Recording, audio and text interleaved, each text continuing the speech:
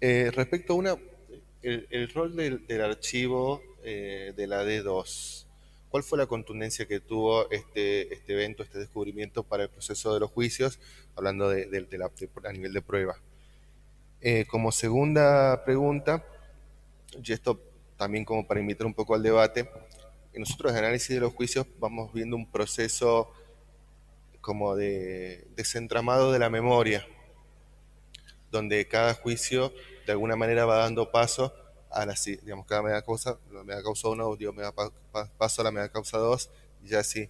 Si nos podría comentar un poco de lo que fue el trayecto de la media causa 2 a la causa Caballero Vidal.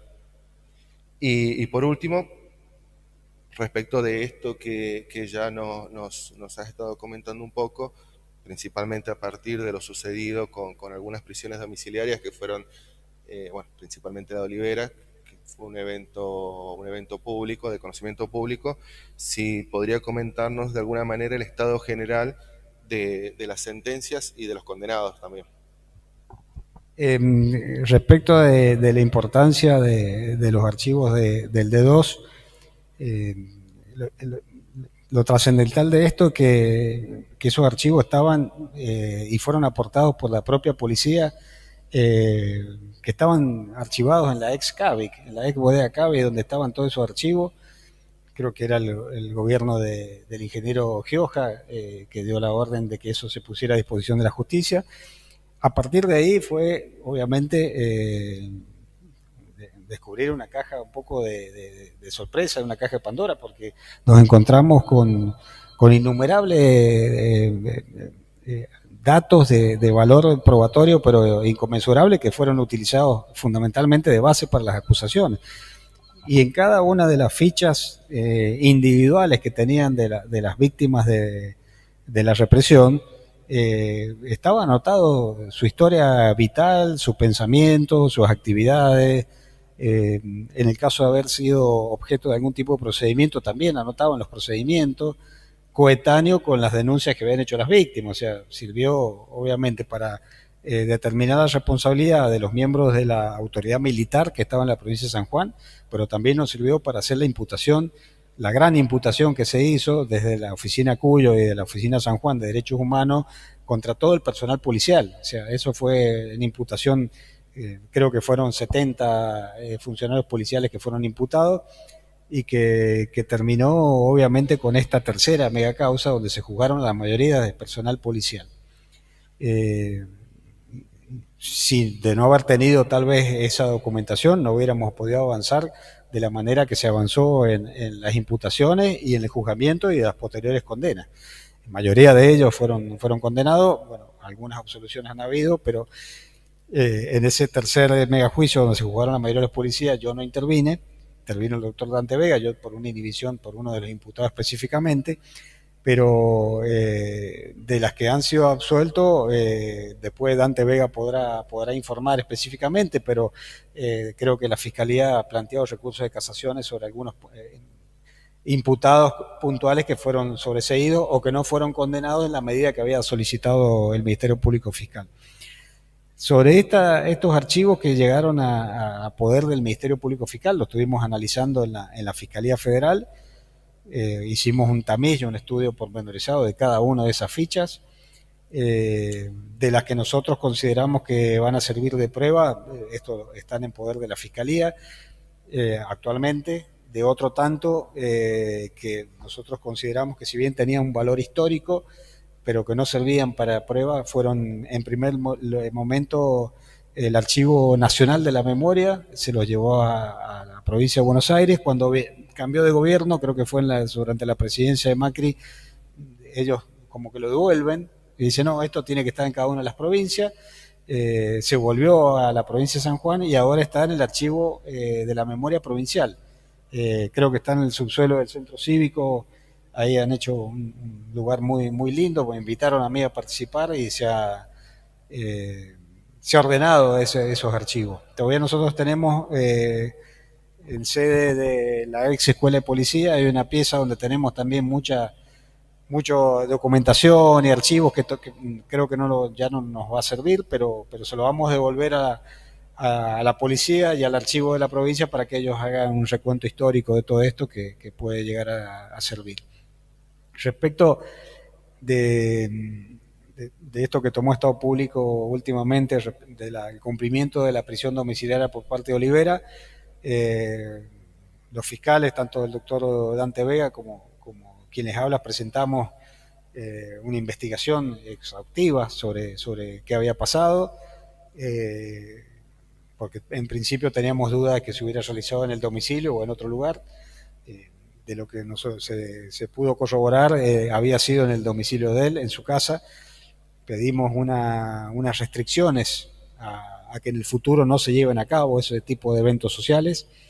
El tribunal nos siguió con ese criterio y de los 3 tribunales que están interviniendo, porque son de integración distinto, la primera sentencia que ya está firme, que actúa un juez de San Luis como juez del cumplimiento, que es el doctor Furcade, resolvió las restricciones a este tipo de eventos, como también en el segundo juicio que actúa el doctor Dofo y la doctora Ratá, también pusieron restricciones a que se llevaran este tipo de eventos sociales y restringió la visita al domicilio de todo lo que sea en entorno familiar y cualquier reunión social que sea en el ámbito del núcleo familiar y no extenderlo a una trascendencia como sucedió, porque entendíamos que estaba desnaturalizando el fin de la pena, en este caso la pena de perpetua.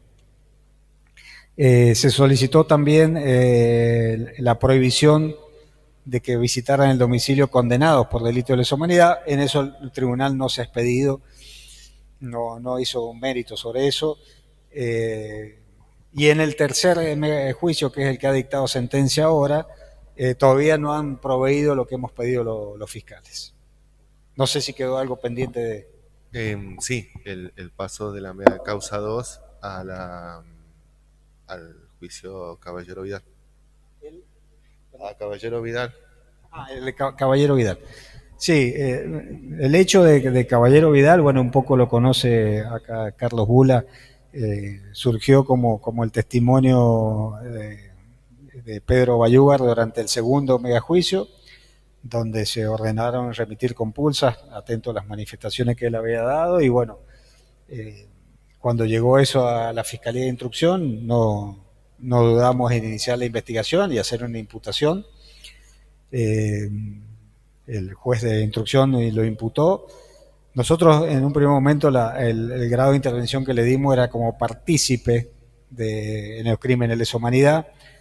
El juez lo procesó por ese delito, pero cuando fue la Cámara Federal de Apelaciones del Mendoza, consideró que solamente le correspondía el delito de omisión de investigar y le dictó una falta de mérito como partícipe de esos crímenes. Eso obviamente cambió sustancialmente el reproche penal y la escala de los delitos que le hubieran correspondido a Caballero Vidal.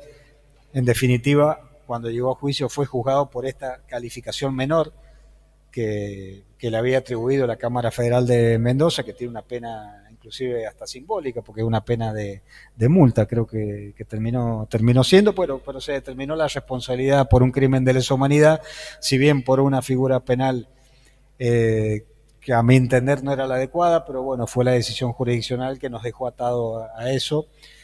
Esa sentencia fue casada por la defensa de Caballero Vidal y fue confirmada por casación, la sentencia contra el excortista, y tengo entendido que ya quedó firme, o sea, no fue planteado el recurso extraordinario ante la Corte Federal, por lo cual ya esa sentencia quedó firme.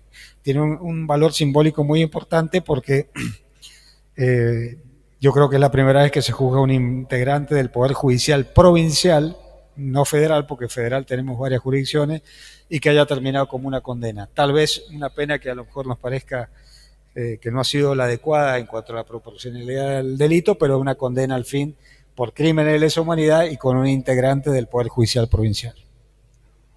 Quedaba planteado, creo que ustedes lo plantearon con Dante Vega, respecto de la presencia de uno de los secuaces condenados junto con Olivera, de Marchi, que estaba en la fiesta y que supuestamente fue sustraído del proceso judicial porque no estaba en condiciones de enfrentarlo.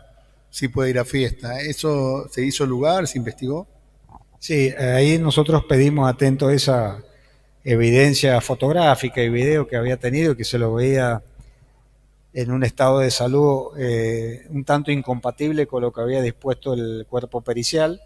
Pedimos la revocación de ese beneficio y los nuevos estudios médicos.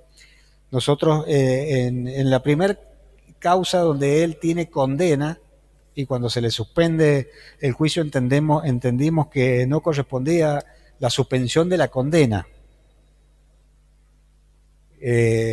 Casación nos hizo lugar, bueno, y hicimos cumplir respecto a eso y solicitamos que se lo volviera a prisión domiciliaria y hoy por el primer megajuicio de la provincia de San Juan está detenido pero con prisión domiciliaria. Y se está, del segundo y el tercer megajuicio se está haciendo una revisión otra vez a través del cuerpo médico forense de la Corte Suprema de Justicia de la Nación, de su estado de salud, a ver si realmente su estado ha mejorado, que permita, ¿no es cierto?, que también en las otras dos causas vuelva a prisión domiciliaria. A su respecto, también está, obviamente, en el recurso extraordinario por esa prisión domiciliaria otorgada por la cuestión etaria. Habría que sumarle la cuestión de salud, pero tampoco la Corte se ha expedido, todavía se ha expedido la Corte respecto a esa prisión domiciliaria. Lo que sí, él estaba escarcelado y andaba, se movía con libertad. Esa cuestión ahora fue terminada a través de la decisión del doctor Furcade, juez federal de San Luis, donde dispuso obviamente su nuevo arresto domiciliario y le impuso las condiciones de aquí en adelante que debe cumplir.